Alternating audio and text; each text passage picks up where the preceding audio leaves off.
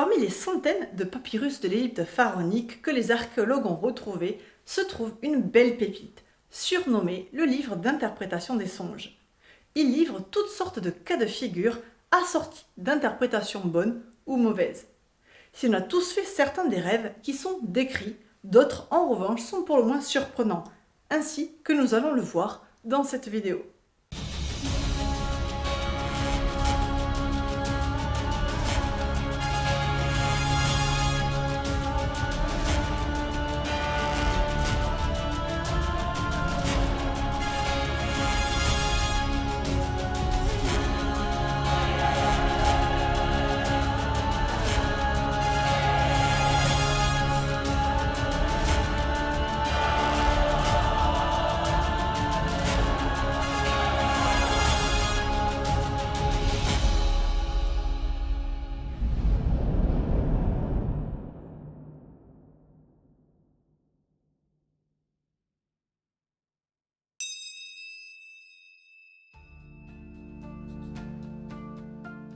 Nombreuses sont les civilisations qui ont accordé une place importante aux rêves, et l'Égypte antique ne fit pas exception.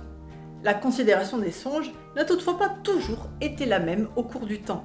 Par exemple, au Moyen Empire, les quelques textes à notre disposition semblent indiquer que de façon générale, les rêves, aussi bien que les cauchemars, étaient suscités par des forces maléfiques et qu'il fallait s'en méfier.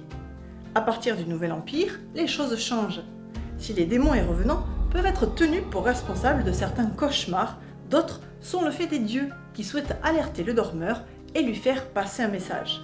De la même manière, les rêves sont désormais considérés comme des messages positifs envoyés de l'autre monde par les dieux ou des défunts bienveillants.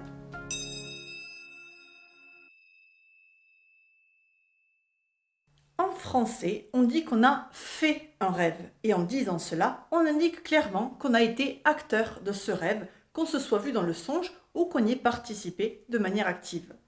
En Égypte ancienne, les choses étaient différentes. On ne faisait pas de rêve, mais on voyait un rêve ou on voyait quelque chose en rêve.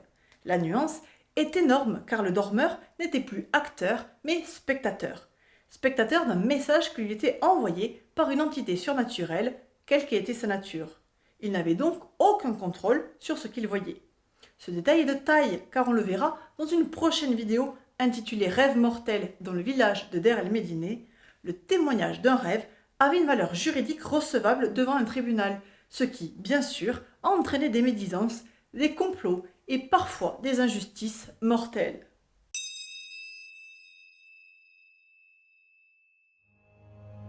Si plusieurs textes de nature diverse, comme les lettres, textes médico-magiques ou formules de malédiction, évoquent rêves et cauchemars, pour l'instant, un seul papyrus d'interprétation des rêves, le papyrus Chester Beatty III, nous est parvenu de l'époque des pharaons égyptiens. Il fut en la possession d'un scribe du village des artistes et artisans de Der el-Médine, Khénérepeshef, avant de devenir la propriété de son épouse Nonart à sa mort, laquelle le transmit ensuite à son fils, le scribe Amon-Nart, né d'un second mariage. Khénérepeshef et Amon-Nart étaient des scribes, pas des prêtres, ce qui signifie qu'ils n'étaient pas habilités à rendre publiques les interprétations délivrées dans ce papyrus.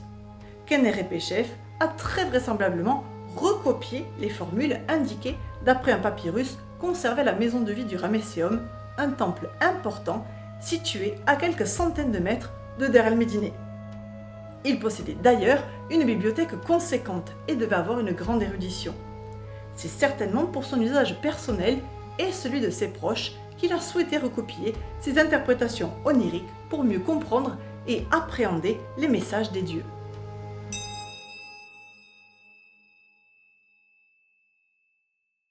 Le papyrus Chester Beatty III se limite à interpréter les rêves vus par les hommes.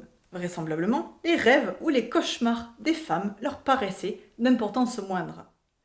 Sans surprise, le papyrus d'interprétation des songes évoque 4 préoccupations majeures pour les hommes dans l'Antiquité: la nourriture, la santé, le prestige social et le sexe. Or, les rêves, tout comme les cauchemars, expriment souvent les souhaits, les désirs ainsi que les peurs du dormeur.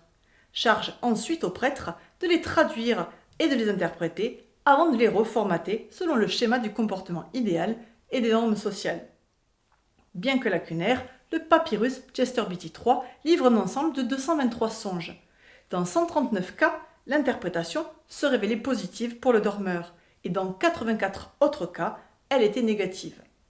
Voici quelques exemples relatifs à la nourriture. Si un homme se voit en rêve en train de manger de la viande de bœuf, bon, cela signifie que quelque chose lui reviendra. Si un homme se voit en rêve en train de manger des figues et du raisin, mauvais, cela signifie maladie. Si un homme se voit en rêve en train de boire de la bière chaude, mauvais, cela signifie qu'il va souffrir. Voici maintenant quelques exemples relatifs à la santé du dormeur. Si un homme se voit en rêve en train de récupérer de la vaisselle hors de l'eau, bon, cela signifie qu'il augmentera son temps de vie dans sa maison. Si un homme se voit en rêve étant mort, bon, cela signifie qu'une longue vie est devant lui. Si un homme se voit en rêve ses dents en train de tomber, mauvais, cela signifie que l'homme est mourant. Les préoccupations sociales n'étaient pas en reste dans un pays où la majorité des habitants vivaient dans des conditions difficiles toute leur vie. Si un homme se voit en rêve en train de manger de la viande d'âne, bon, cela signifie qu'il aura une promotion. Si un homme se voit en rêve devenant un fonctionnaire, mauvais, la mort est proche. Si un homme se voit en rêve avec un vêtement asiatique sur lui, mauvais, cela signifie son renvoi. Enfin, le quotidien des hommes égyptiens comportait d'inévitables envies, désirs et craintes d'ordre sexuel dont les rêves se font l'écho. Si un homme se voit en rêve en train de coucher avec sa sœur, bon, cela signifie qu'il va recevoir un legs. Si un homme se voit en rêve avec un pénis plus gros, bon, cela signifie que ses biens vont se multiplier. Si un homme se voit en rêve en train de copuler avec un cochon, mauvais, cela signifie qu'il sera privé de tous ses biens.